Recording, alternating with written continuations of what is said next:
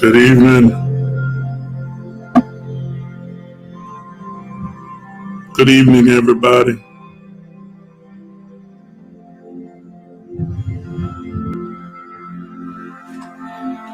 I don't even know if anybody's going to get on or if anybody's received notification. If you're going to jump on, you can. I'm not going to be on long.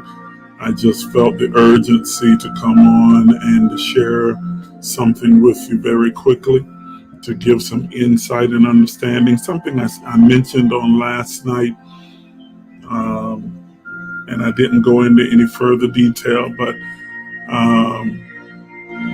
all throughout today, it's just been on me to talk about this, to share this information, this insight with those of you who are listening and following. And so I came on really quick tonight. I was actually saying I was just going to wait till Sunday, and it just kept eating away at me, pushing at me. And so here I am sharing with you tonight about it. So we've been talking about how to manifest abundance. And I made a statement on last night and then posted it again today that said, I am, therefore I have. And I wanted to really dig into that for a second and explain exactly what that means without, I'm going to try not to get too hype or excited about it, but just talk you through it, walk you through it. And like always, if you have questions, you can put it in the comments and I'm more than happy to answer your questions. But I want you to really grasp this concept, because this is the thing that has prevented most of us, most people, most of humanity from experiencing the kind of abundance that is available to every single human being or every single spirit consciously aware of itself being human.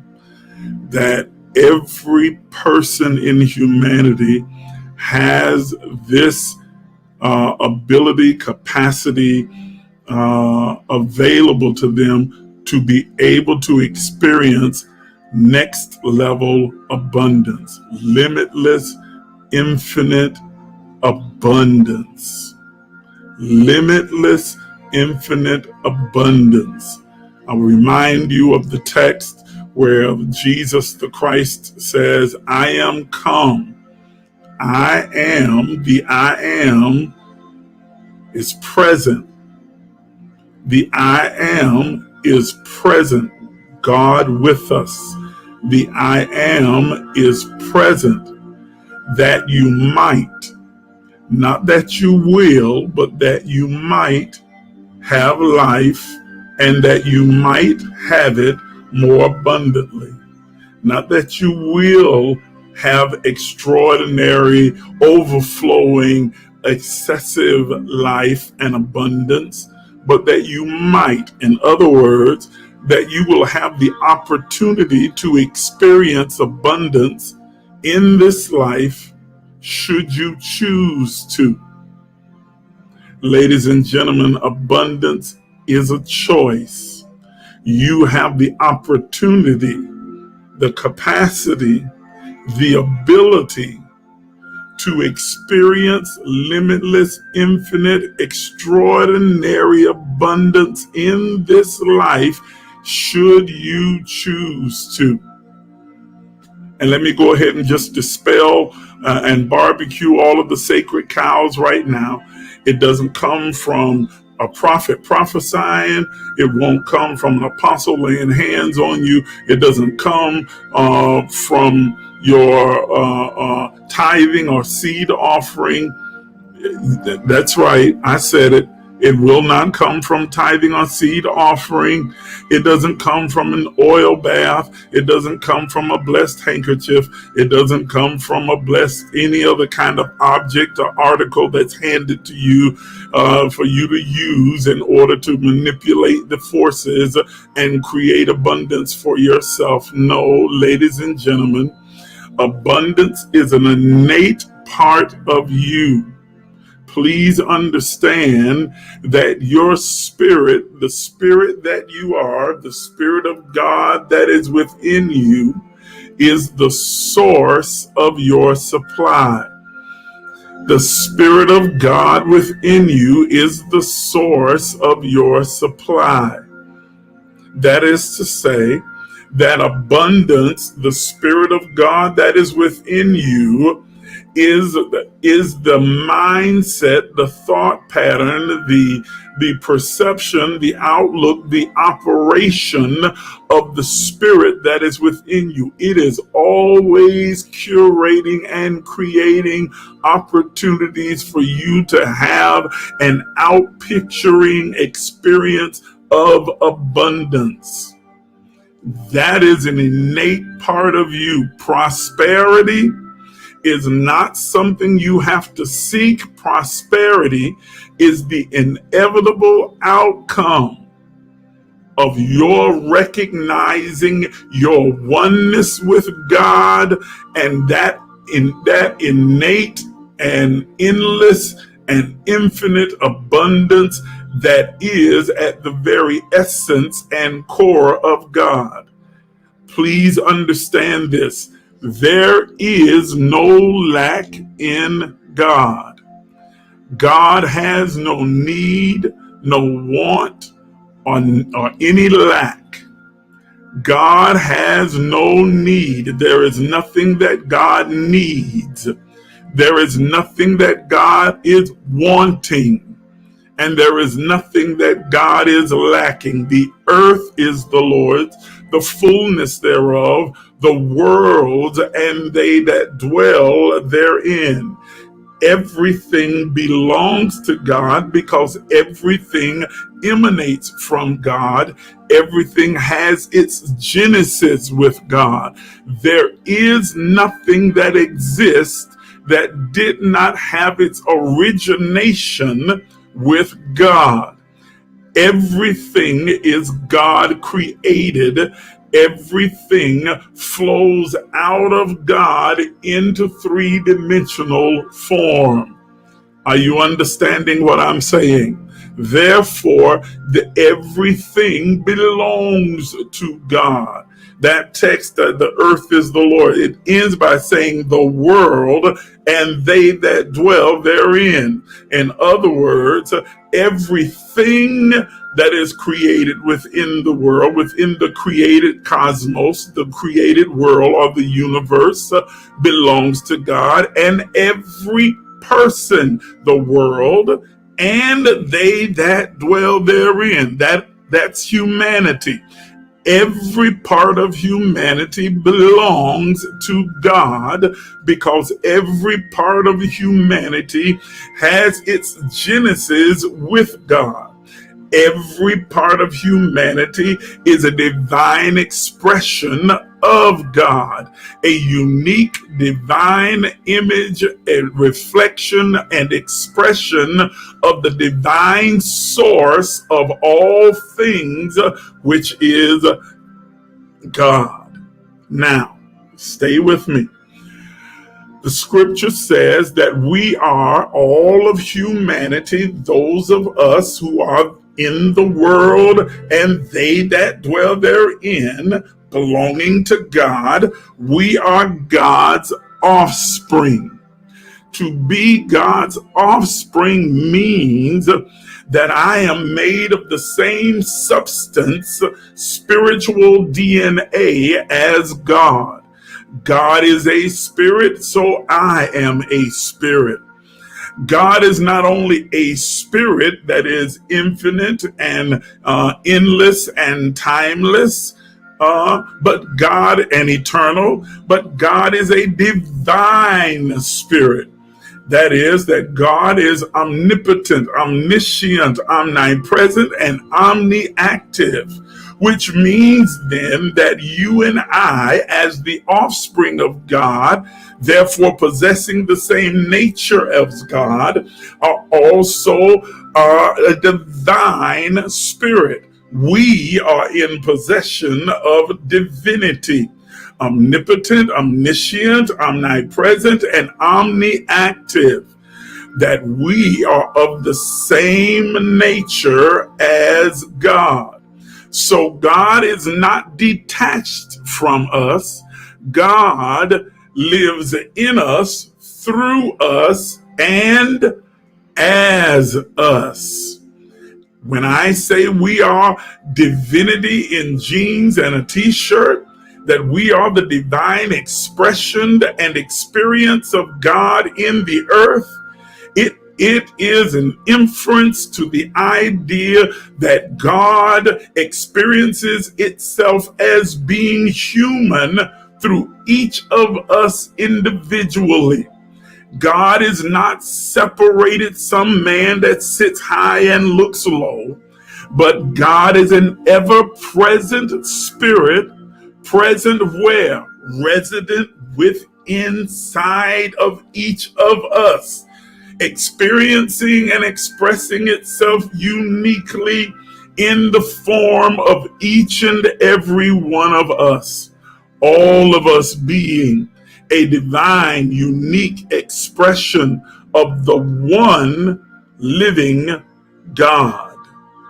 Different colors, nationalities, different sexual orientations, different sizes and shapes, but all an expression, a unique expression of the one divine God. So then, since we are of the same nature as God, divine beings, we are omniactive as God is omniactive.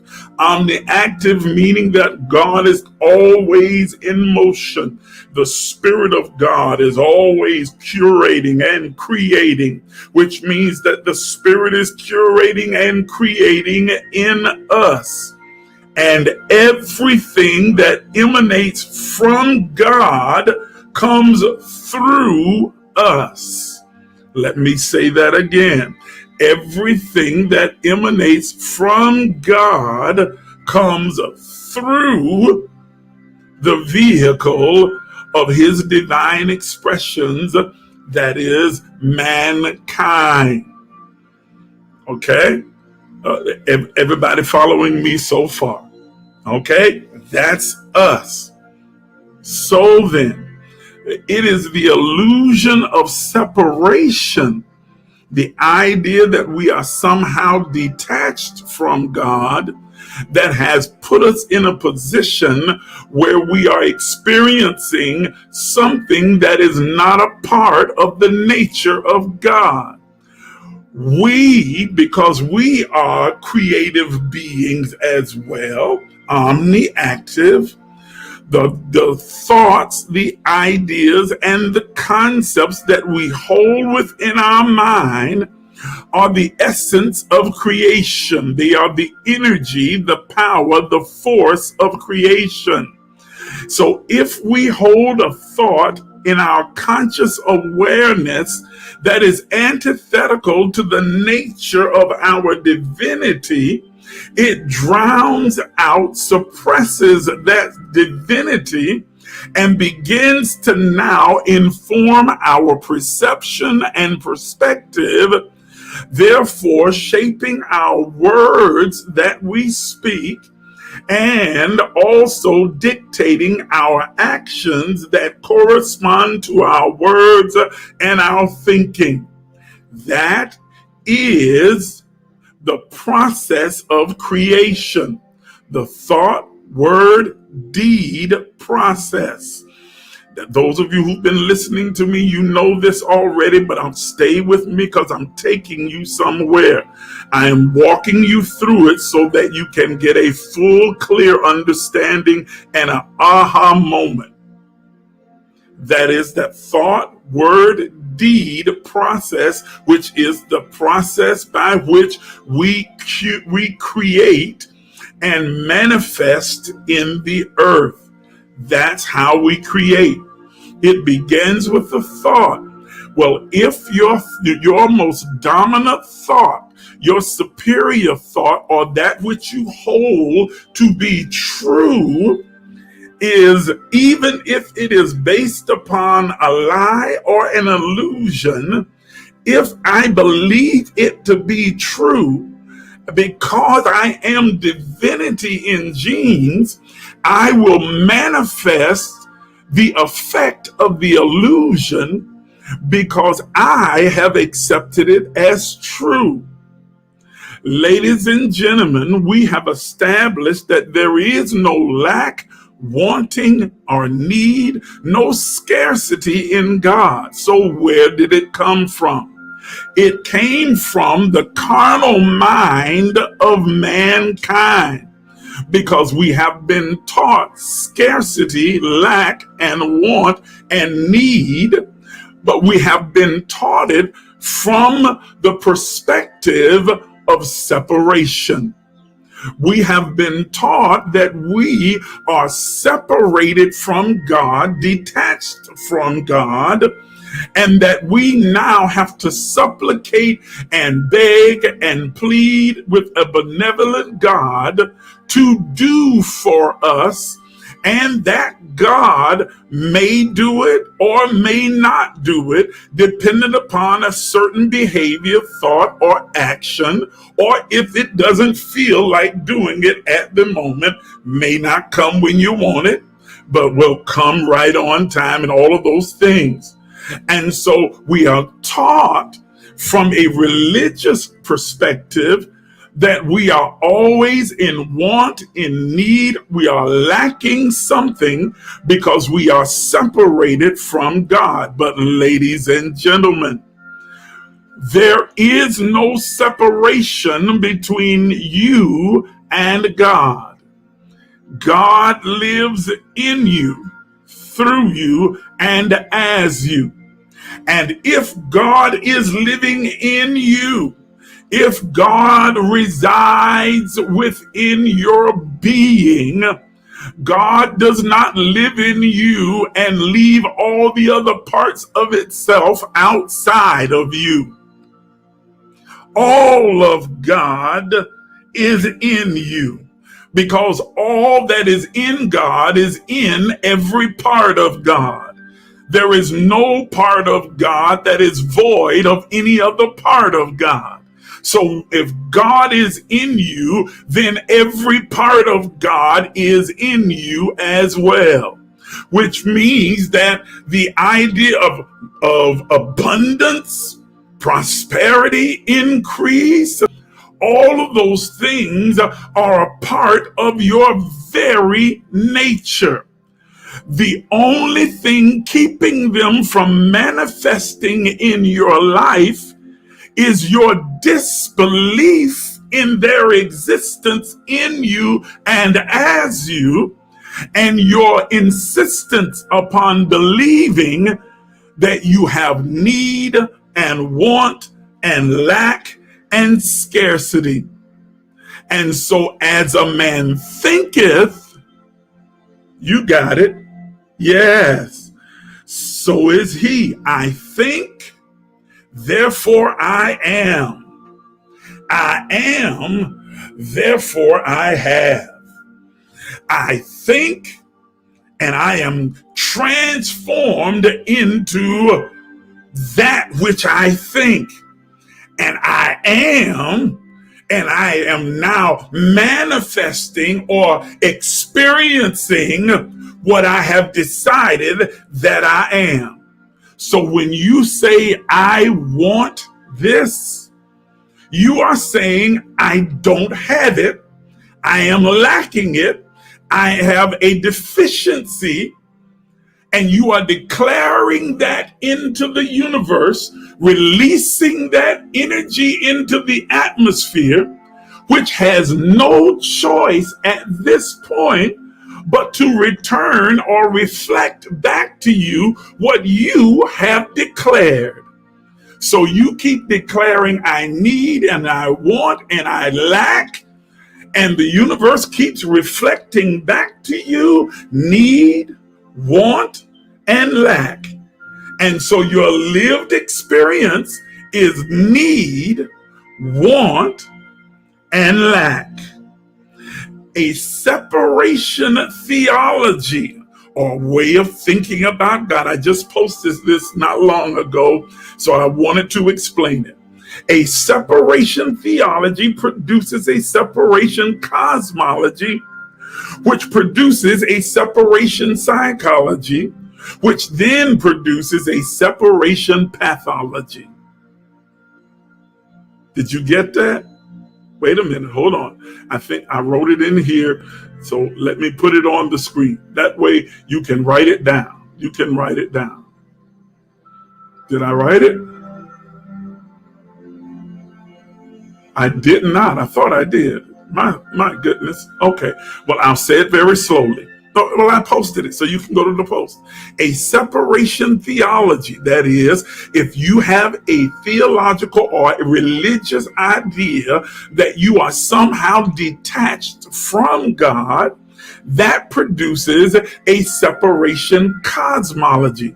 It says, then, since I am not attached to God, I am detached from God, I am also detached from the world around me, the cosmology that is the universe and the makeup of this world around me as well, which then produces a separation psychology. That is that victim consciousness, that now I am subject to the whims of all of these external entities, and life is consistently happening to me. And when I have accept now this separation psychology, it then ultimately ends in a separation pathology. I began to act in a way that is broken, diseased, abnormal, and self-abasing and self-abusive, because I see myself not only separated from, but now less than. Are you understanding? It is a clear progression that when you have an idea, separation theology, that you are separate from God, it produces a separation cosmology, that you are disconnected from the universe and the world around you, and a separation psychology, that you are somehow just a victim of circumstances, unpredictable, uncontrollable fate that happens to you, and therefore a separation pathology, where you are a self-abasing, self-abusing, dis-ease, disquieted, discomforted, seeking someone to come and rescue you. But ladies and gentlemen, I'm here tonight to tell you that is not the truth. It may have been your truth, but I'm giving you the truth so you can be transformed by the renewing of your mind, that you are not separated from God. And because you are one with God, then you are interconnected with all of the universe and the cosmology and nature, and you are interconnected with every part of humanity. You understand that everything in this world is working for me. Life is not happening to me, it's happening for me. Nothing is against me, everything is for me, because I am the divine expression of God, and all of the universe and all of the elements and particles of this world now align themselves with me, because I am in dominion and authority, and I subdue the earth. And now here is the other part. When you understand that you are one with God. Wait a minute, hold on. Before I go to that part, let me address the part that I said at the beginning about even your tithing and your giving won't produce abundance or prosperity. I said that because your thought, word, deed, creation process overrides the laws of sowing and reaping. You will get back drizzles and drops. You will experience little pieces here and there, sporadic blessing or increase or prosperity, but you cannot experience the infinite, fulfilling, overflowing, extraordinary, continuous, perpetual abundance that is available to you when you are operating from a mindset of lack, want, need, scarcity, or poverty. As long as you operate from that mindset, as long as that's your truth, as long as you believe that you are poor, broken, busted, disgusted, that you lack, want, and need, that you are living in scarcity, you will continue to do so and continue to have that experience in your life, even though you are giving and tithing and sowing. All of which are right. But I know that I have some of you that are on here watching me right now that will bear witness that you have given and tithe and sown, and you are still living from paycheck to paycheck, moment to moment, borrowing from Peter to pay Paul. Y'all not saying nothing. Come on. Still having to deal with scarcity and lack, because even though you are walking in obedience to the law, aligning with it, you have not aligned your mindset. Your actions say one thing, but your mind has a different belief or a different truth. You give and you don't even expect to get what you say that you expect to receive. You tithe and you're not even expecting the extraordinary. You're expecting just enough to get by. Just enough. Got a light bill due, baby need a new pair of shoes, and so you expecting just enough to be able to cover those things, and that's exactly what you are getting, because you are operating from a mindset of scarcity and lack. Now I want to get to this last piece. I'm done. Wow, I've been on here way longer than I anticipated. But I had to walk you through that to get you to hear. The moment you understand and accept as your truth that you are one with the source and all creation, you realize that everything that exists is an extension of the reflection of God that you are.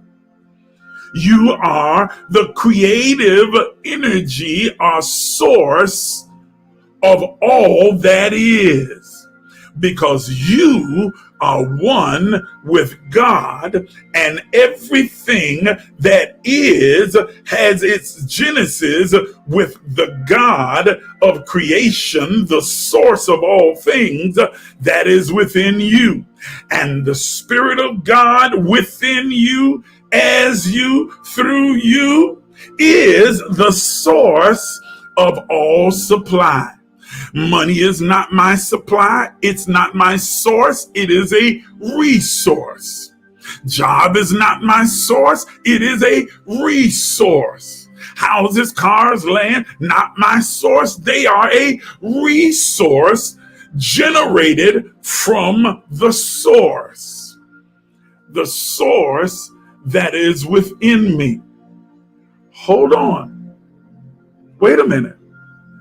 If they are the things that are generated from the source, they are the inevitable outpicturing of the thing that the source is creating, then they begin in me, through me, and as me, which means I have them before they manifest.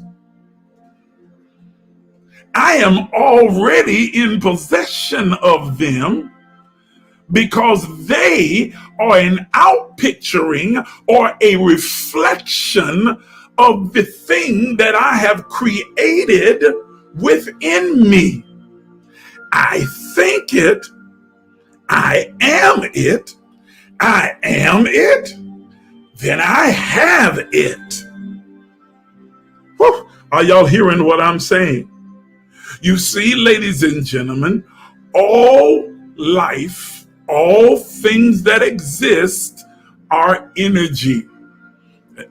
That, take my word, I could go into a long scientific explanation, the physics of it, but the truth is, everything that exists in our three-dimensional world is an outpicturing, a holographic representation of energy taking form and presenting itself as different particles of matter. Energy vibrates at varying rates of speed or frequency in waves moving constantly that produce different degrees of density or light.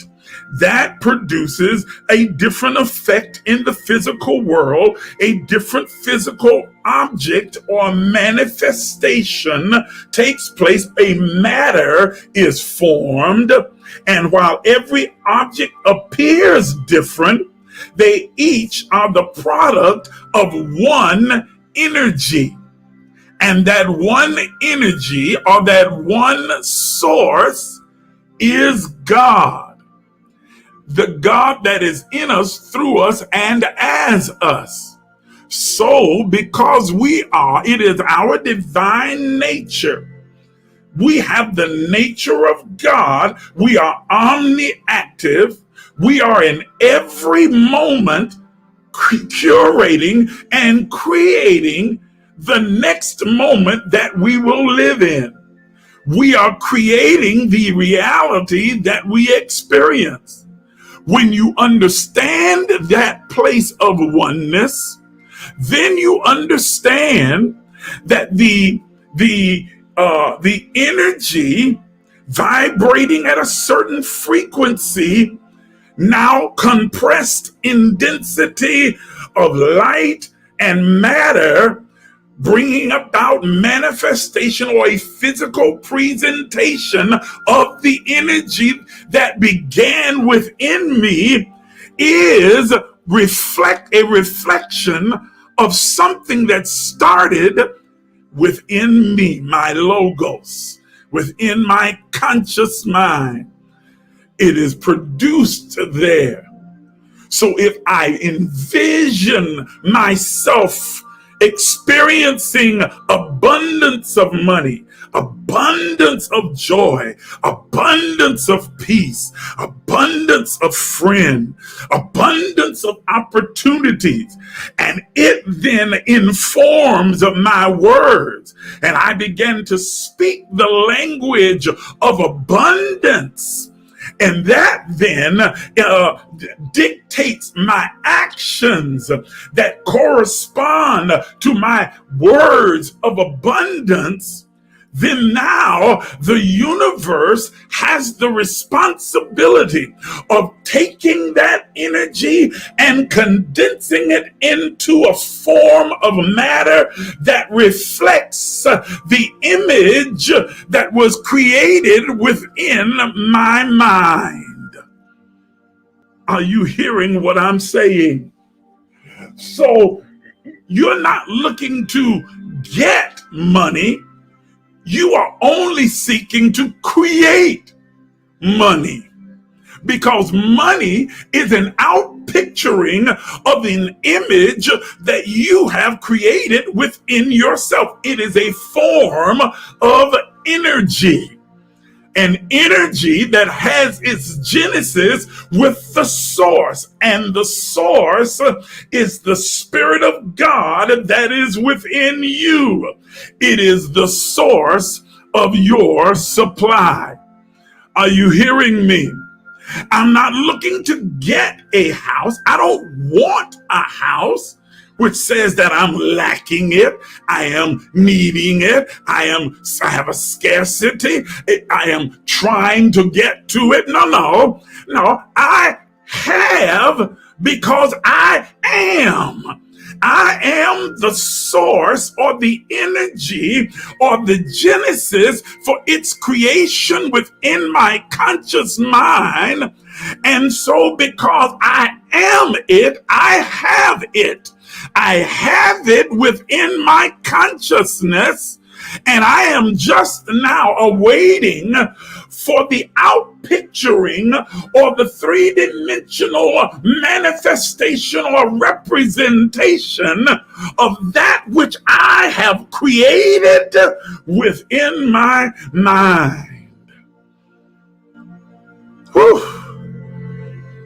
And thankfully, we have all of these other laws that govern the universe, laws of sowing and reaping, the laws of compensation, the law of circulation, the law of giving and receiving.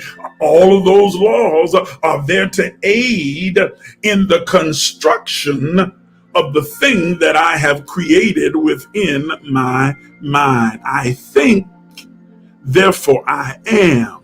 I am, therefore I have. I am. You have to see yourself as being it, so you can have it, and then you'll manifest it. As long as you operate from the illusion of separation, and in that pathology of separation, you will consistently see and view your life as one of struggle, as one trying to get along, climbing up the rough side of the mountain, borrowing from Peter to pay Paul.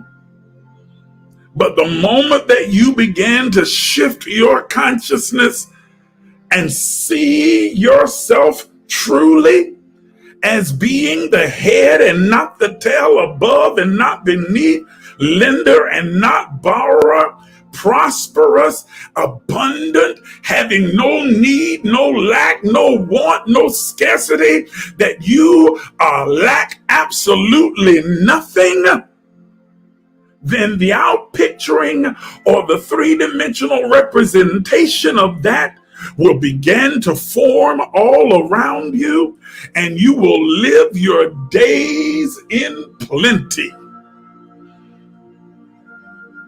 Are you hearing me? You will live out your days in this three-dimensional form in plenty.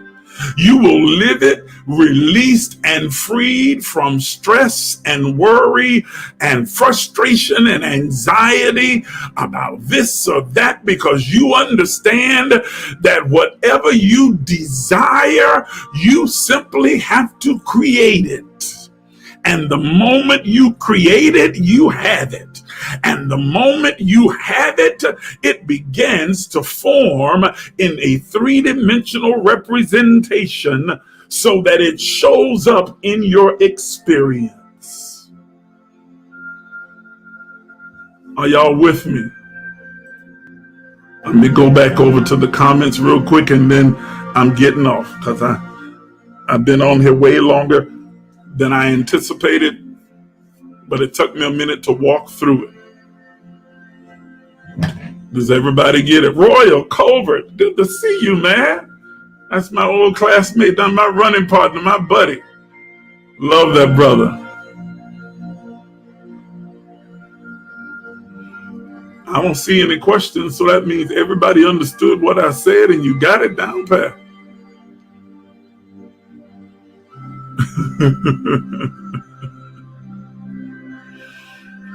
This is the key to manifesting abundance.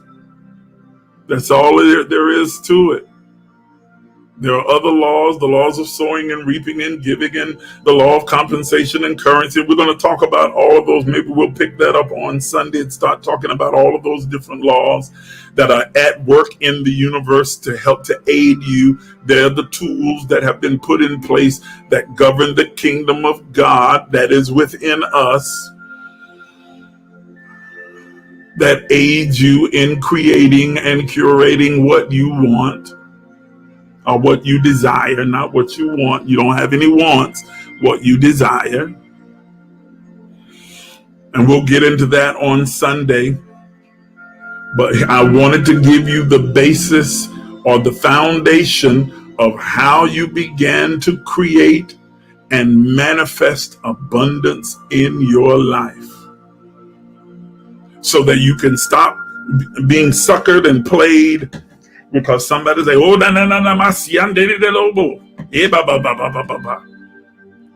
oh, sow this seed of $19.27. And I'm telling you, all your financial troubles are going to be gone. It's going to break the spirit of poverty off of you. There is no spirit. There is a mindset of poverty. And that $19.27 is not going to fix your mind. You have to intentionally and deliberately shift your mindset. You got to train yourself to think in abundance. You got to pull down and bring into captivity every thought that is antithetical to what your true nature is. The nature of abundance, the nature of plenty, the nature of prosperity that is you. Do you hear what I'm saying? That's what's going to shift your mindset. No amount of praying in tongues and slapping you with oil or giving that $19.27 or $17.36 or $35.15. You know, they pull a scripture from the Bible and then say, okay, this scripture has to do, with giving and prosperity. So, the Spirit of the Lord is saying, give $35.17 because Psalms 35:17 says it's a gimmick. I know I'm making some church folk mad at me right now, but it's a gimmick. It's a gimmick. It's a gimmick. That's why it has to keep being done over and over again. And you're still not where you want to be financially. You're still struggling because you're operating from the same mind. Change your mind, shift your consciousness, and you'll change your life. You'll change your lived experience. You give because it's your nature to give. You give because God is love, and the very essence of love is generosity. The nature of love is generosity. And if God is love, then that means you are love. And so that means at your core, you are a generous person. You learn to be stingy. You learn to be tight. You learn to be fearful about giving. But you were born and created with generosity at your core. You feel it pulling at you all the time to give, to be generous. Generous with your love, with your kindness, with your time, with your money, with your substance, with your treasure, with your talent. And you've been taught to suppress that. Because there's, don't let nobody use you. Don't let nobody take advantage of you. Can't nobody take advantage of you. Maybe you done took your last dollar. Then what you gonna do? Create some more. I don't operate from the mindset of scarcity and lack and want. I have an endless supply. I have limitless, infinite abundance. Always. Are you understanding what I'm saying? So you give not out of trickery, not out of coercion, but you give because it's your nature to give. It's your very nature to be generous. All right. I don't see any questions. What? Thank you very much. Yes, I'm putting it on screen. She said, you explained that well. The key to manifesting abundance: thought, word, deed. That's right.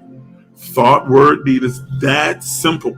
Thought, word, deed. I think, I am, I have, and here it comes.